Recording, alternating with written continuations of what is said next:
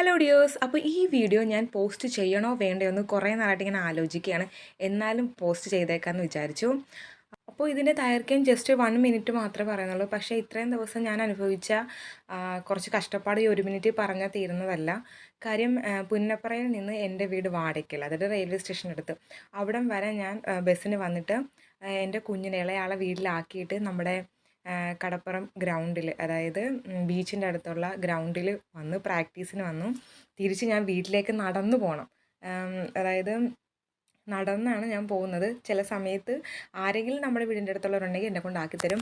പിന്നെ ഒരു ദിവസം എൻ്റെ കസിൻ ബ്രദർ, എൻ്റെ സച്ചു, എന്നെ കൊണ്ടാക്കി തന്നു. അങ്ങനെ കുറേ കഷ്ടപ്പെട്ട് അവസാനം ഞാൻ ഫൈനലിൻ്റെ അടുത്ത് എത്തി. ഫൈനലിൻ്റെ അന്ന് നല്ല ആത്മവിശ്വാസം ഉണ്ടായിരുന്നു. ഞാൻ 8 എടുത്തതാണ്, 2-3 തവണ എടുത്തതാണ്.